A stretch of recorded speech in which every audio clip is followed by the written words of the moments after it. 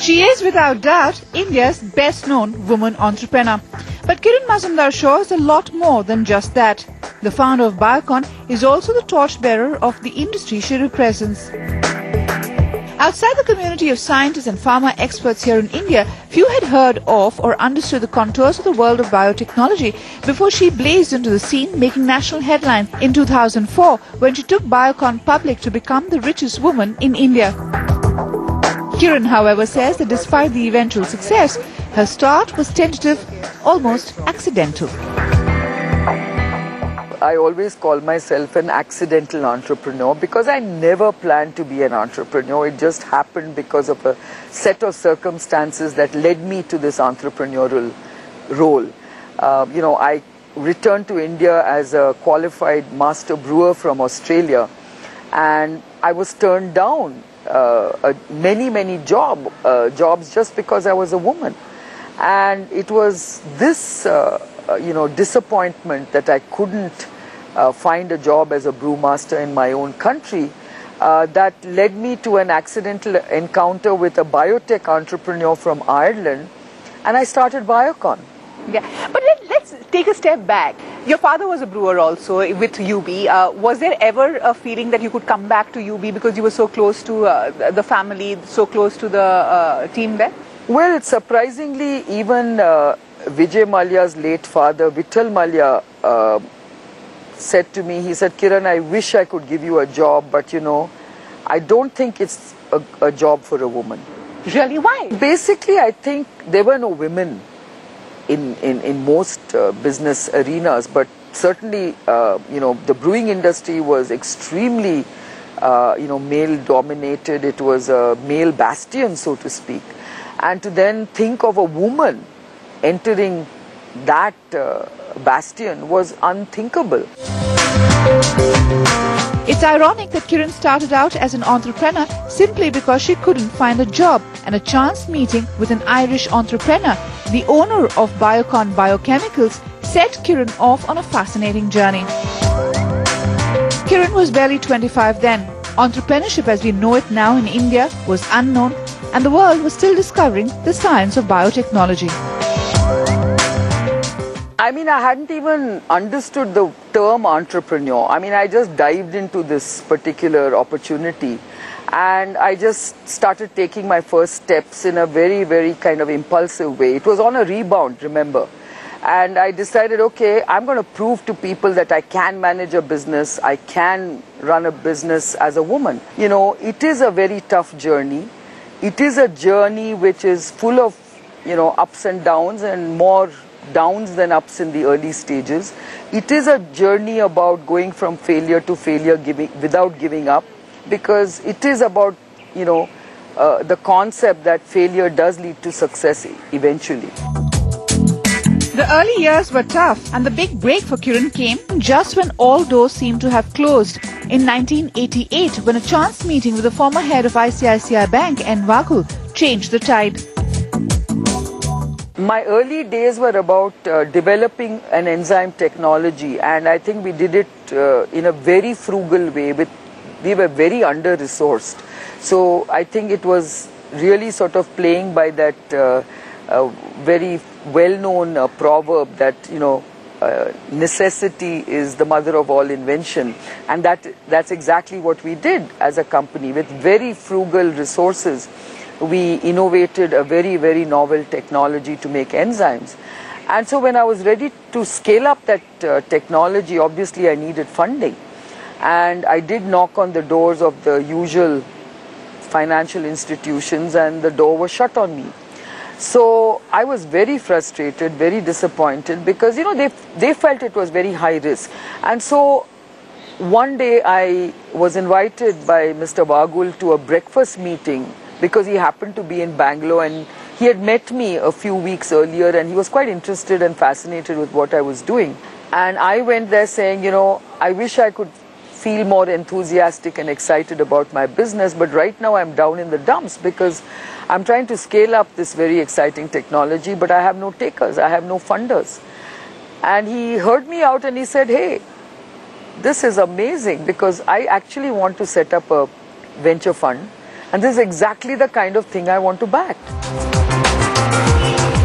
That was a turning point for Biocon and Kiran. The 1 crore rupees of funding allowed a scale-up that hadn't been possible so far, and it also allowed a strategic shift within the business. When that funding happened for my enzymes business, basically it helped me to scale up that enzyme technology, and that technology became very, very successful. And what was very interesting was that within less than a year of ICICI providing me with this capital and through venture funding, through this equity that they took in the company, my Irish partners got acquired by Unilever. And of course, when Unilever found out that there was an Indian company which they had partnered with, they actually realized that the biggest value was in the Indian company because of the technology we had developed. So they wanted to acquire you? So they wanted to acquire me, and when I was not ready to sell out, then they wanted to pick up the maximum amount of equity they could. And so they actually made an offer to buy out ICICI Ventures. And that was a very important phase in Biocon's history. So that was the first, time that, a venture fund had a taste of a great return on their investment. Then came the next phase, which was in the late 90s. In the late 90s, when I wanted to transition the business from enzymes to pharmaceuticals, biopharmaceuticals, that was the time when again ICICI obviously wanted to get into this business. But before that, I also required to buy out Unilever's stake in the company because they were not interested in pursuing the biopharmaceutical path. They wanted to stick with enzymes, and I wasn't ready to do that. So that was the time when my husband, my newly married husband, was the knight in shining armor who came and he sold his very expensive property in Chelsea in London to buy out the stake that Unilever had in Biocon. By the end of the 90s, thanks to the sharp focus on the biosimilars business and help from her husband John Shaw, Kiran was able to consolidate her holdings in Biocon and grow the company. But even at this stage, few had heard of either Kiran Mazumdar-Shaw or the company she headed. Both were to make headlines later. More on that when we return.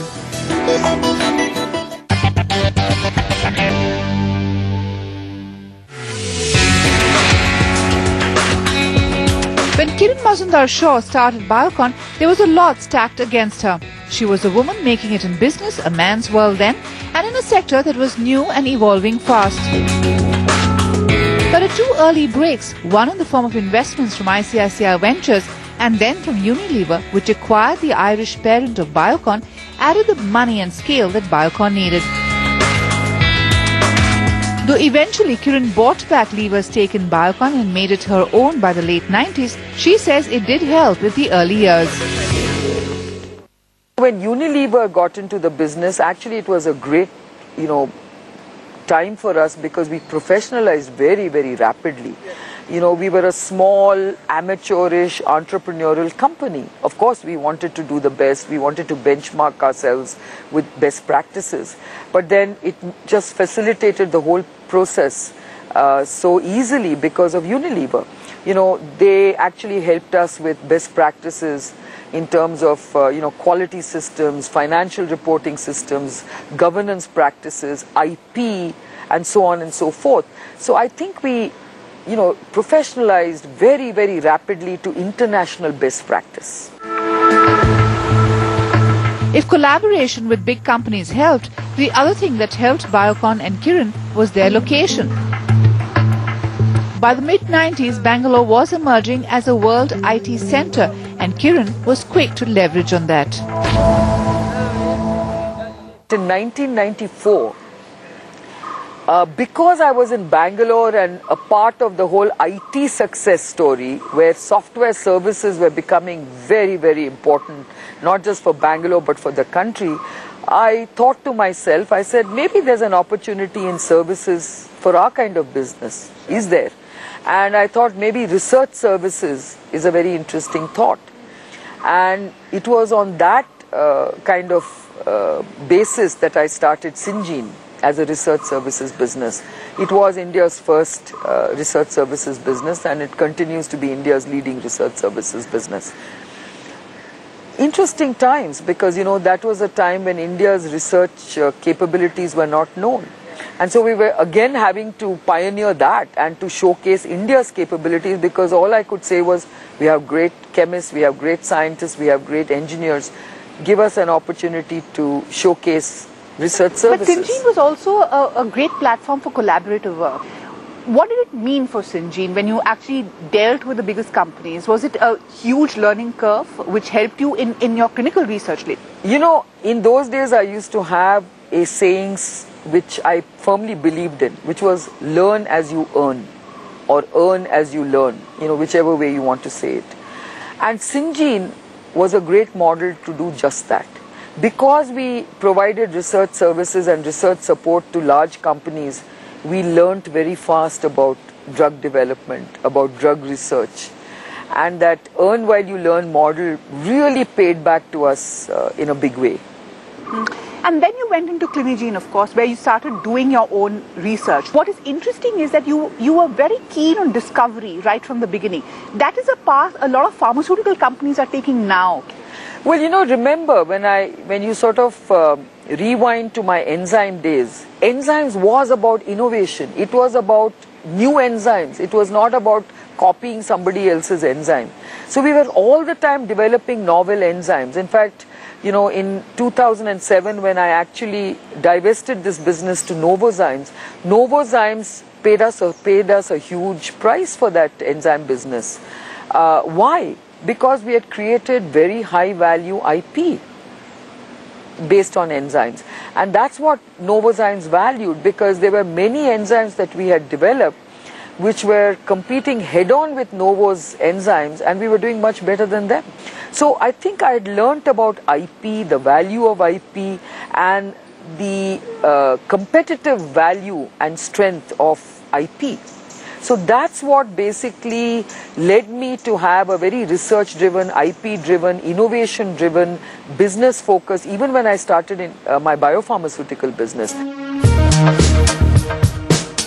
Biocon has been focusing hard on R&D and innovation.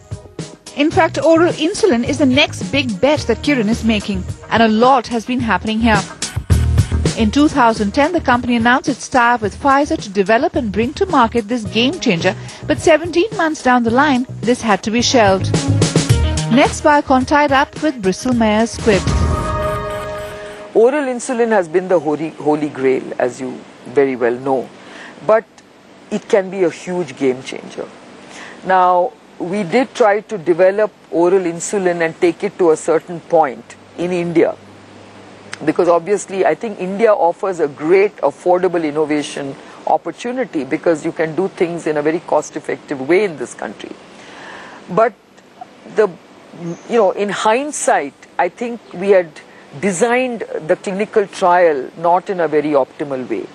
And as a result of that, we saw an unexpected placebo effect, being that the placebo arm, because it was conducted on early type 2 diabetics, did undergo lifestyle changes which improved their disease. And therefore, unfortunately, we were not able to see the difference that we wanted to. But having said that, we've learnt a lot from those trials. So going forward, we are partnering with Bristol-Myers Squibb, who have a lot of understanding and expertise in diabetes.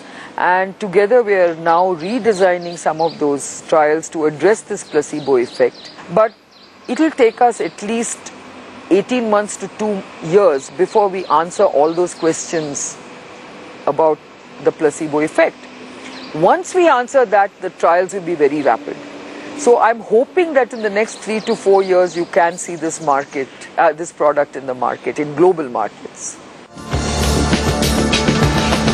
next few years will be exciting for Biocon given the big bets it's making. But it's not just the success of a company that Kiran has been busy with. More on what drives India's best-known woman entrepreneur after this short break.